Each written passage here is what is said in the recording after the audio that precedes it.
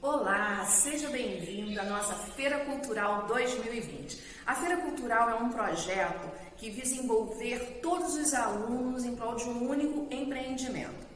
E esse projeto, ele busca desenvolver e estimular os alunos na pesquisa. E essa pesquisa, ela é embasada nos 4 pilares da educação. Aprender a conhecer, aprender a fazer, aprender a conviver e aprender a ser. Buscando também em que os alunos possam desenvolver as suas habilidades na área da criatividade, da imaginação e o senso crítico. E eu gostaria de parabenizar a cada aluno que abraçou esse projeto, desenvolvendo da melhor forma possível.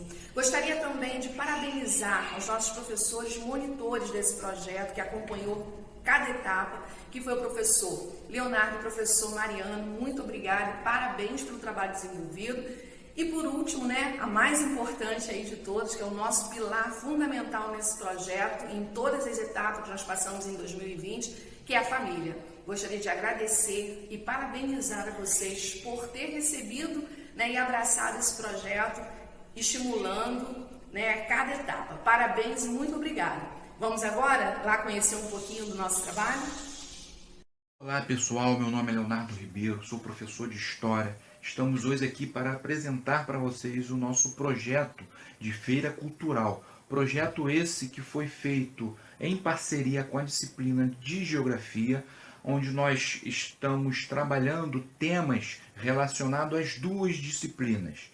Esse projeto foi feito por vídeos, onde os alunos elaboraram com muito carinho, e eu espero que vocês estejam curtindo essas apresentações dos alunos. Olá pessoal, tudo bem? Aqui é o professor Mariano de Geografia, tá? Eu venho para falar um pouco sobre essa feira cultural que une Geografia e História, trabalham na parceria, Por um lado, a Geografia estuda os fatos históricos e do outro, a Geografia, mediante os fatos históricos, qual foi a modificação social e espacial que aconteceu, tá? Então eu venho aqui para poder ressaltar um pouco dessa feira, do trabalho que os alunos fizeram, ok? Do 6º, 7º, 8º e 9º ano do Fundamental 2, tá? Venho aqui para poder ressaltar essa importância e para que vocês possam olhar esse trabalho deles com muito carinho, com muita atenção, porque foi feito pelos alunos, e com toda a dedicação, ok? Tenham todos um bom dia para vocês, fiquem com Deus, tchau, tchau.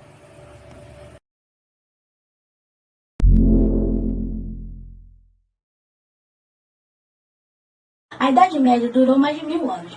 Na verdade, os historiadores englobam 4 idades: antiga, média, moderna e contemporânea. Com a degradação do Império Romano do Oriente, os povos invadiram e se instalaram nas terras que pertenciam a Roma. Entre os séculos 5 e 10, houve o fortalecimento da Igreja Católica e estruturação do sistema feudal. A partir do século XI, há renascimento urbano e comercial que abre o caminho para a crise do século XIV, que determina o fim da Idade Média. Bom, a crise começou no século II e III depois de Cristo. Tinha várias tentativas de assassinato contra o Império, muita corrupção, ainda por cima teve uma invasão germânica. Assim, o poder centralizado em Roma parou de existir. Houve a ruralização da Europa. Teve casos de epidemia em várias cidades, saques pelos povos germanos. Esse processo também fez a população da Europa diminuir em 50%.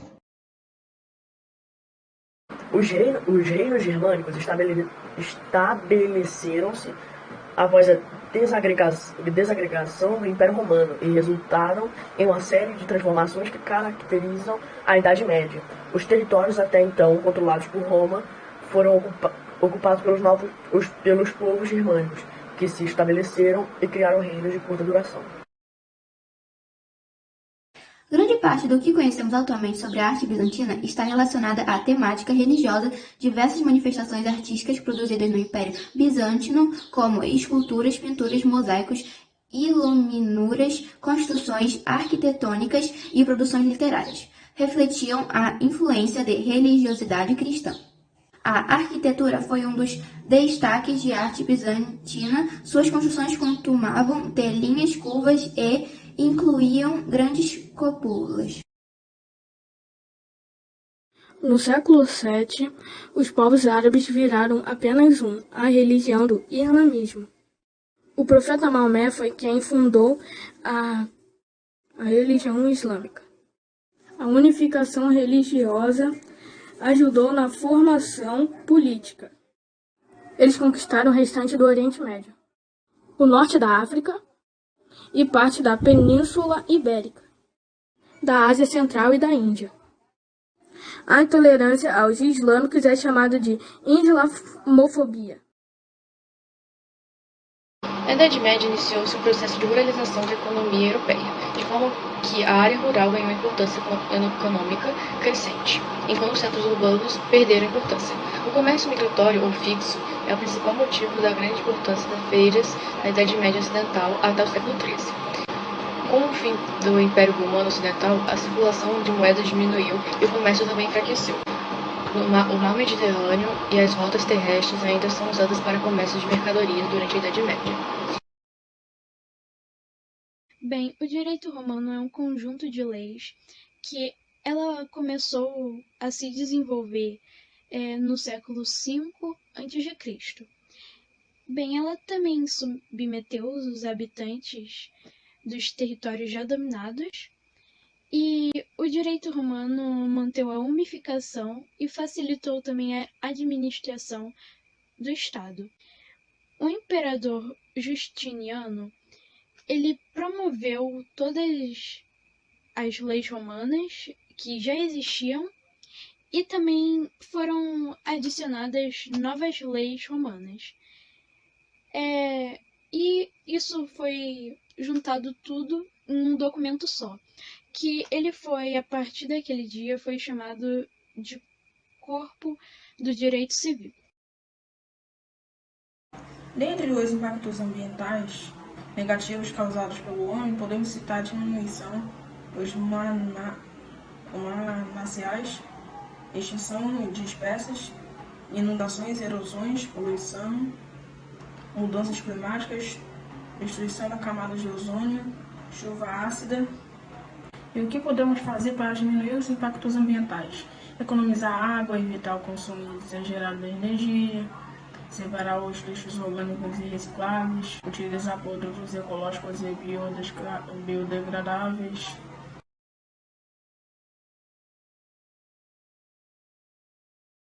Olá, hoje nós da turma 701 iremos falar sobre como tudo começou sobre a descoberta do Brasil.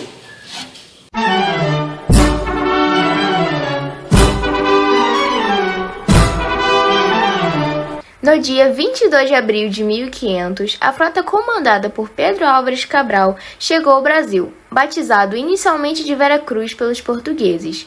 Por um longo tempo foi usado o termo descoberta do Brasil, em uma visão europeia. Entretanto, essas terras já eram habitadas por vários povos indígenas. Estima-se que 5 milhões de indígenas se espalhavam pelo litoral brasileiro nesse período. No dia da chegada de Cabral, os portugueses ancoraram no litoral sul, de onde hoje está a Bahia. No dia da chegada de Cabral, eles chegaram no atual local da Bahia.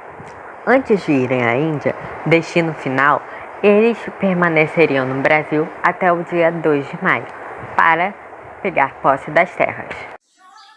O Tratado de Tordesilhas foi assinado na povoação de Castelhana, no dia 7 de junho de 1494, pelo Reino de Portugal e a Coroa de Castela, confeito para dividir as terras descobertas. No dia seguinte à chegada dos portugueses, ocorreu o primeiro encontro entre os exploradores e os indígenas.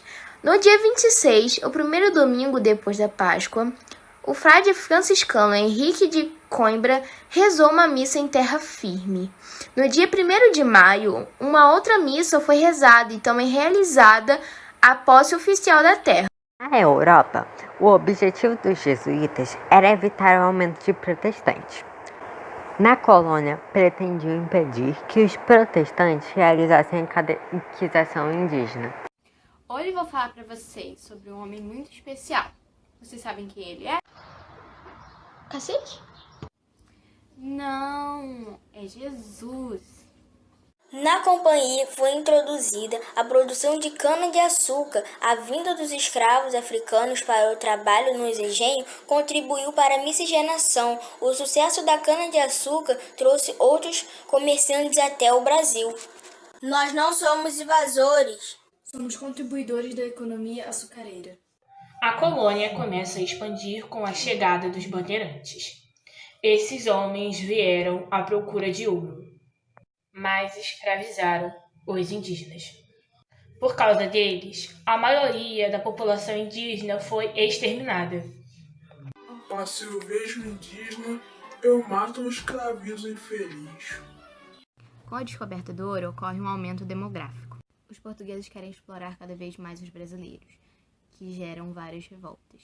Essas revoltas são chamadas de revoltas ativistas. A colônia entra em crise e o Brasil vem a se tornar independente por Dom Pedro I.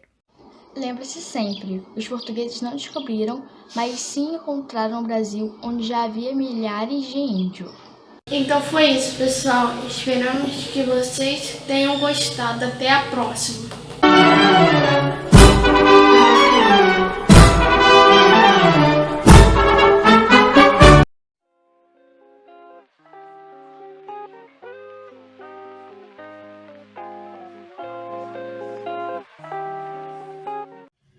Bom dia, hoje eu vou estar falando um pouco sobre o etnocentrismo. Bom, foi a principal ideologia imperialista que considera a superioridade de culturas sobre as outras. Esteve muito presente na Europa no século XIX e permanece até hoje. Ele é colocado em prática quando um grupo de pessoas que partilham dos mesmos hábitos e culturas discrimina os outros grupos, considerando ser melhor e superior, tanto pela condição social, quanto pela diferença de cultura ou pela maneira diferente de ser. As pessoas que utilizam essa ideia são geralmente pessoas intolerantes, uma vez que não aceitam as diferenças por acreditarem serem umas melhores do que as outras.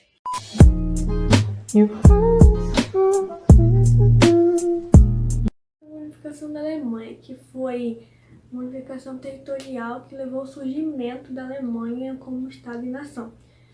Durante a Segunda Guerra. Durante a século XIX, que era liderado por rei da Prússia, mas foi comandado pelo Guilherme I e pelo primeiro-ministro. E como consequência teve o revanchismo com a França, isolamento da França, rompimento com a Europa, o rompimento europeu, e surgiu a Tríplice Aliança, que foi entre a Alemanha, Áustria e Itália. E a unificação alemã mudou completamente o poder lá da Europa, vigente desde o Congresso de Viana, desde 1814 e 1815. E a Alemanha virou uma nação hegemônica e o desfez-se com a Guerra Franco-Prussiana e amargou a relação entre as duas.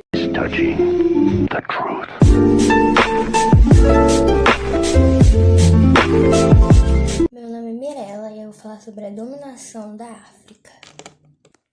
O desenvolvimento industrial fez com que muitos países europeus se expandissem para várias áreas do planeta, que ajudariam a aumentar a produtividade e reduzir seus custos. Assim, iniciaram uma disputa pelos territórios africanos. Inicialmente, os europeus estabeleceram áreas de tratados através de alianças com chefes africanos. Porém, quando seus interesses foram confrontados, eles venceram a resistência e invadiram seus territórios. Após essa conquista, os europeus se fixaram, formando protetorados. Representantes europeus então realizaram a Conferência de Berlim, na Alemanha, e dividiram as terras para cada país europeu. Essa divisão ficou conhecida então como Partilha da África.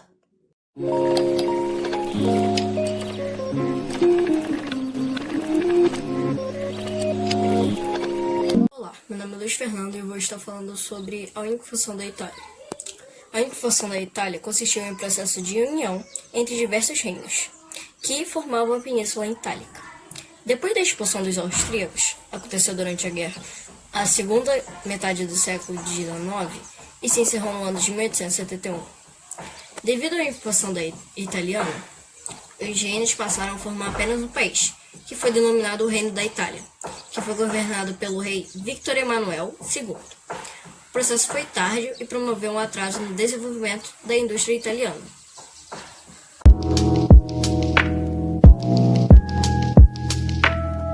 Bom dia, meu nome é Janaína e hoje eu vou falar sobre a Comuna de Paris. Enquanto as potências europeias iniciavam a exploração imperialista na África, na França eles estavam criando uma revolução. Dia 18 de março de 1871, eles se revoltaram contra o governo, dividindo a França em dois governos, a sede em Versalhes, predominando onde viviam os burgueses, e outro em Paris, que seria a Comuna de Paris, de caráter revolucionário. Os revolucionários seriam socialistas, anarquistas e republicanos radicais que pretendiam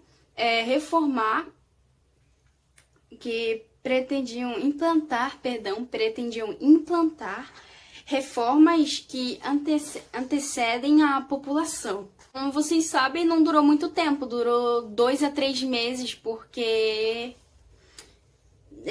a tentativa desse governo não foi bem sucedida, não concordaram com as ideias, porque hoje em dia muitas coisas que eram essas reformas já existem, mas naquela época era uma coisa estranha, era novo, não era algo comum de se ter naquela época.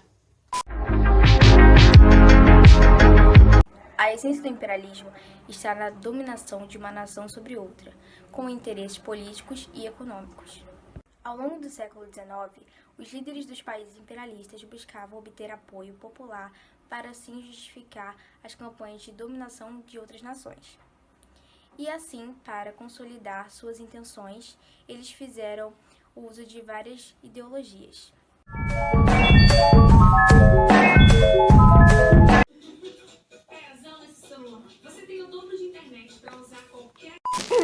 Boa noite, bom dia, boa tarde, não sei que horas esse vídeo vai ser lançado, ignorem minha cara, tá bom, pessoas?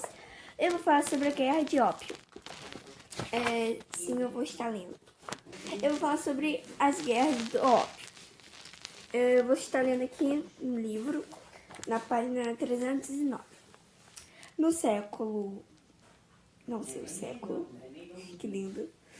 A China passava por um período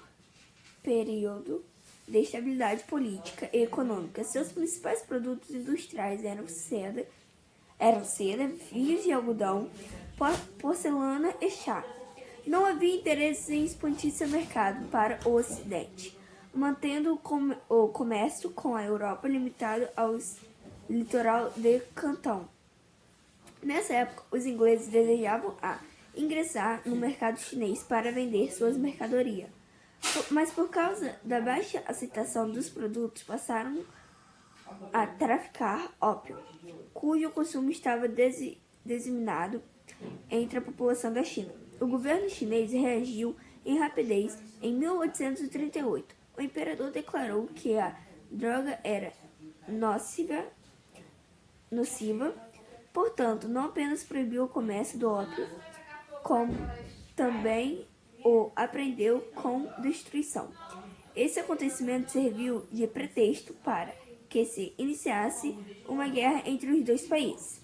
Primeira Guerra de Ópio. A Primeira Guerra de Ópio durou de 1839 a 1842, com vitória inglesa. Derrotados os chineses tiveram de assinar o Tratado de Nanquim, que estabeleceu a abertura dos 5 portos de comércio com o britânico, a entrega da ilha de Hong Kong aos britânicos, o pagamento de indenização aos comerciantes que haviam sido prejudicados com confisco de ópio e o governo britânico pelas despesas da guerra, e a libertação de prisioneiros que fossem súditos do britânico. É isso.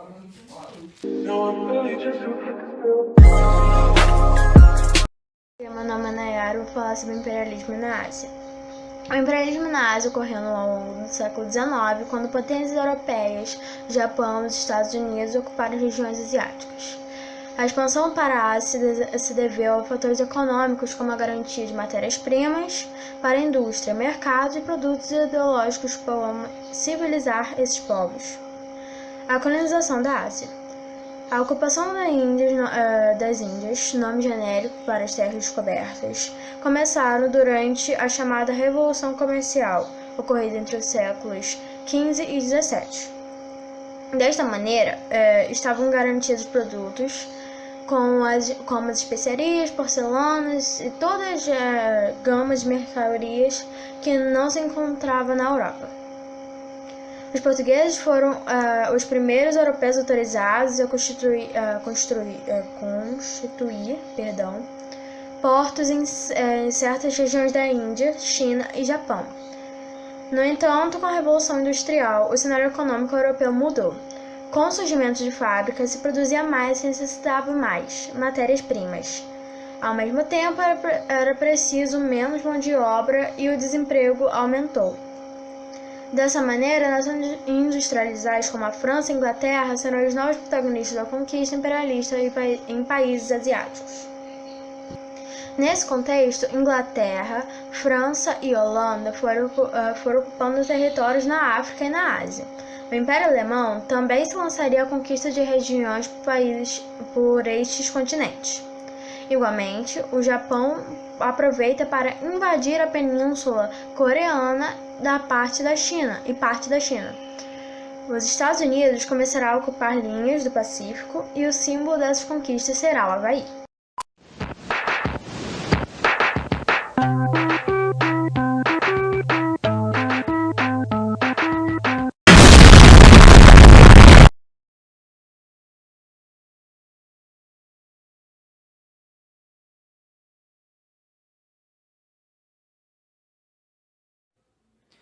O período pós-guerra se inicia em 1945, após a Segunda Guerra Mundial.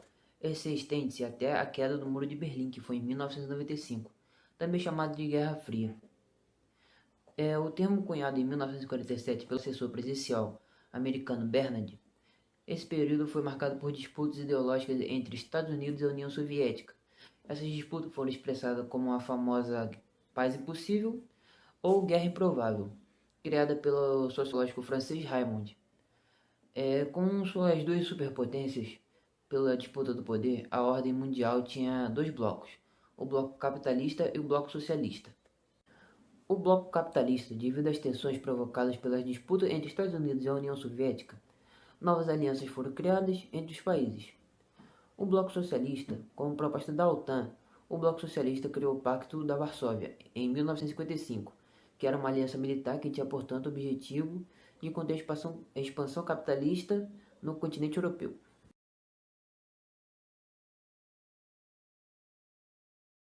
O socialismo é um sistema socioeconômico baseado na posse coletiva dos meios de produção. Nele, o trabalho não busca o lucro, mas a manutenção da coletividade. A economia é regida pelo Estado, que estipula salários e aspectos da produção de bens e serviços.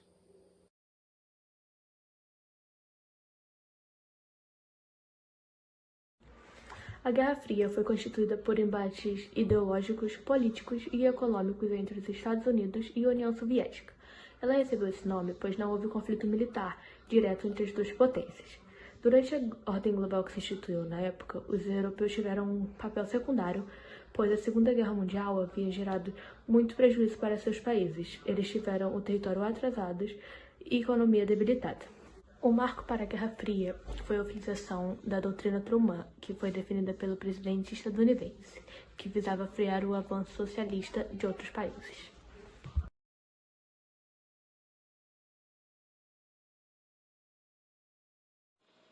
Bom, eu vou falar um pouco sobre o mundo polarizado. Um dos maiores atos do mundo polarizado foi a famosa doutrina de Truman, que foi uma política com apoio estadunidense ao bloco capitalista. Ela foi reforçada no ano de 1949 por um acordo que ficou conhecido como Organização do Tratado do Atlântico Norte, a famosa OTAN. Este acordo reunia somente países capitalistas, mas também existia o famoso Pacto de Varsóvia, organizado pela URSS. Este acordo unia países do leste europeu com inclinações socialistas, como Polônia, Alemanha Ocidental, Hungria e mais alguns outros. Com esta polarização de dois lados, os que eram influenciados pelo bloco capitalista e os que eram influenciados pelo bloco socialista, ocorreu um grande marco no período da Guerra Fria.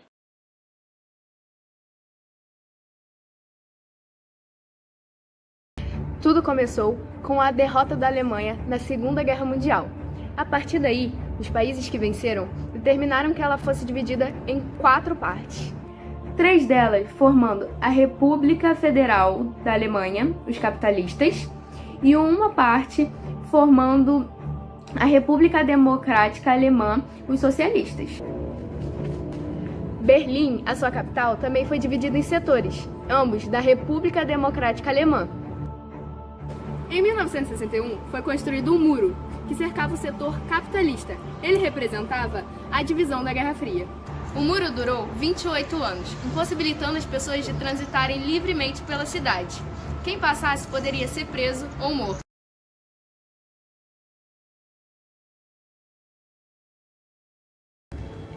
A Guerra Fria foi o período entre 1961, o final da Segunda Guerra Mundial, e 1989, a queda do Muro de Berlim, onde o mundo dividiu-se política e economicamente entre capitalistas e socialistas.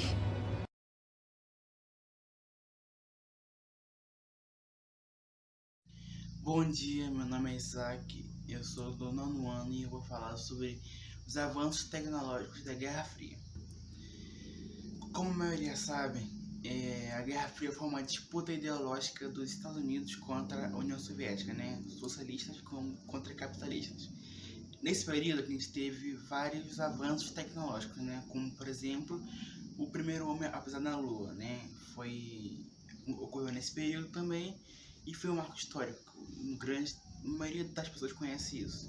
Além de tecnológicos, também tivemos avanços sociais, como por exemplo a primeira mulher negra a trabalhar na NASA. Isso na época que os Estados Unidos era totalmente racista, foi um marco impressionante.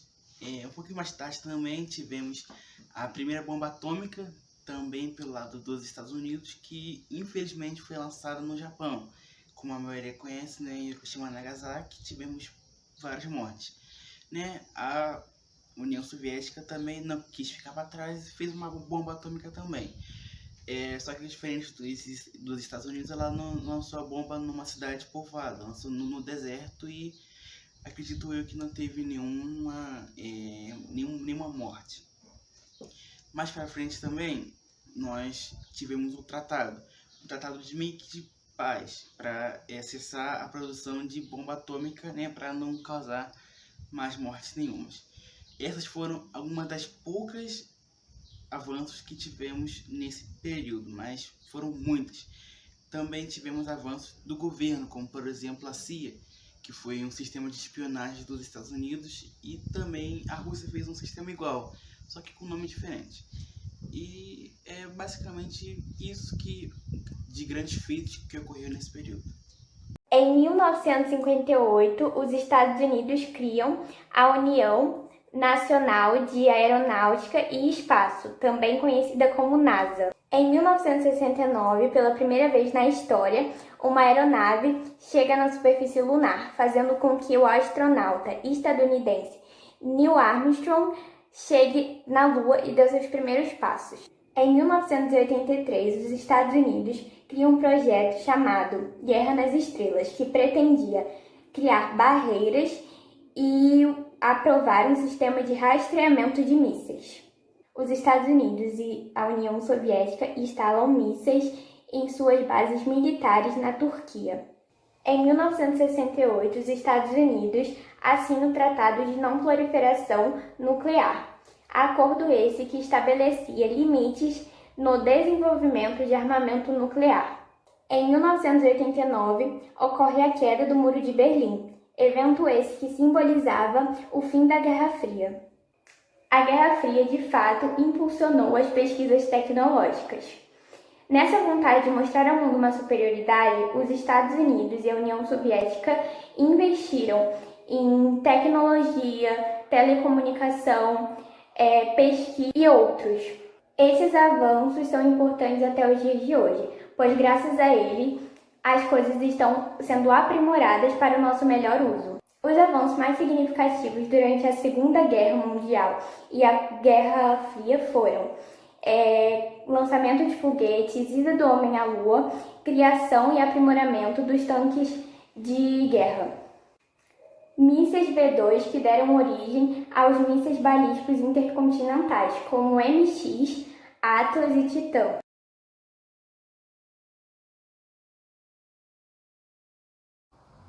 Olá, meu nome é Poliana e hoje eu vou falar um pouco sobre a contracultura.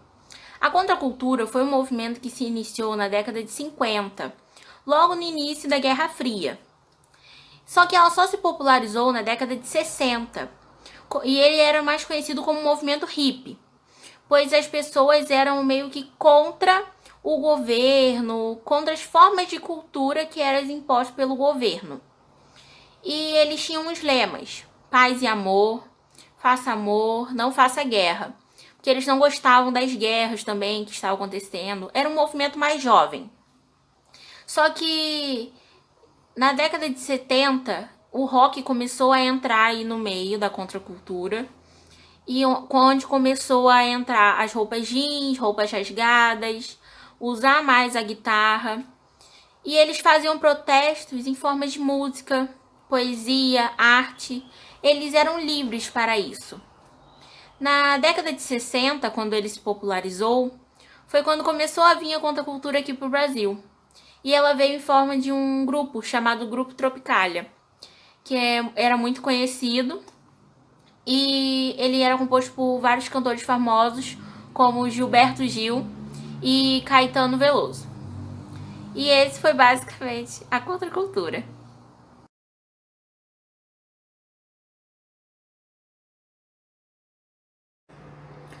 Os problemas na economia soviética eram marcados por conta da valorização do preço do petróleo, que fazia com que a arrecadação do país fosse suficiente para esconder problemas latentes, como o da agricultura.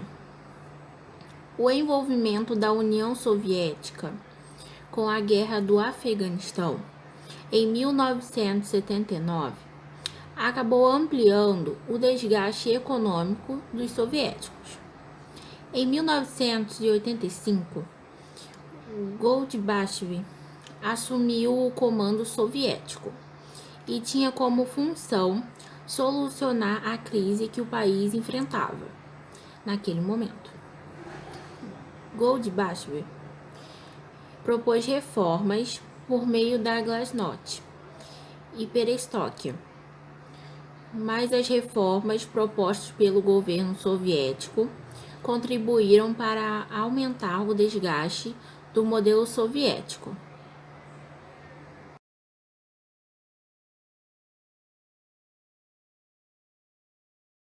Bom dia! Hoje eu vou falar sobre a luta pela igualdade durante a Guerra Fria. Um dos principais movimentos dessa época foi o movimento em que defendia a igualdade entre brancos e negros. Foi liderado por Martin Luther King. Suas propostas estimulavam o fim da discriminação entre afrodescendentes por meio da união entre brancos e negros. Ele estimulou boicotes aos meios de transportes que discriminavam as pessoas por diversas etnias, por etnias diferentes. Ele também fazia discursos incentivando as pessoas a participar de suas manifestações, e todas as manifestações eram pacíficas nos Estados Unidos.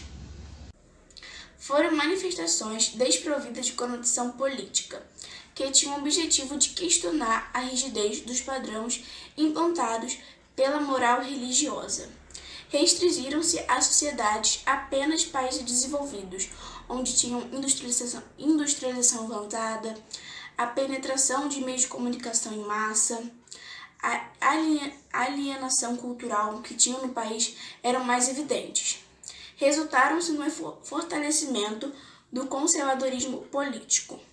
social e religioso, que prevaleceu nos países ocidentais na década de 70 e 80. Tiveram baixa repercussão no plano político, apesar de seus fortes desdobramentos nos planos social e cultural, expressos na mudança de costumes e na contracultura. Inspiraram futuras mobilizações como passivismo, ambientalismo, a promoção de equidade de gênero e a defesa dos direitos da minoria.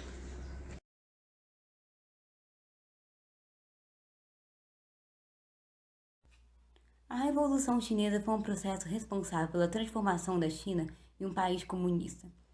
Isso aconteceu após longos anos de guerra civil, onde um grupo comunista lutava contra um grupo nacionalista. Após uma vitória militar, o grupo comunista conquistou a cidade de Pequim. E logo foi instaurado o regime socialista chinês.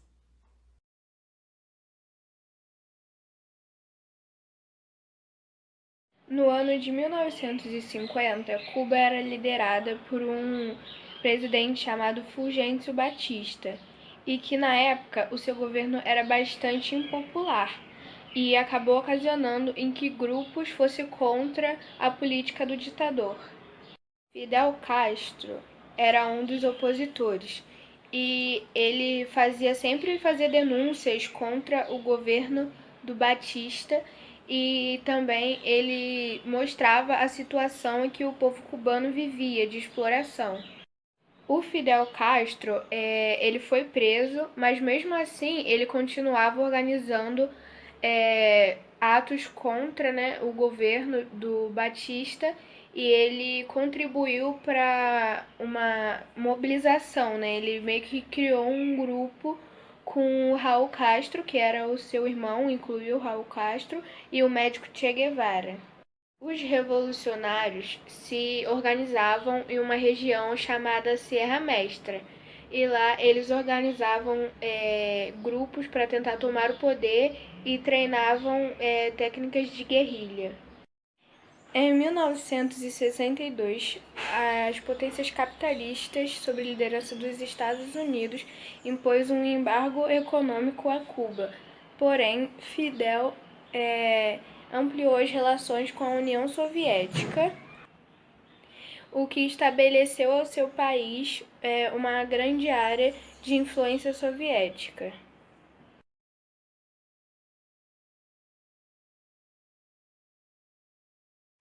A Guerra Fria teve fim com a dissolução da União Soviética, que ocorreu em 26 de dezembro de 1991.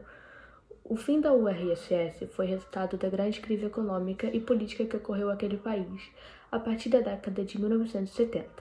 A falta de ações para resolver o problema do bloco de ações comunista foi resultado para levar o país ao fim.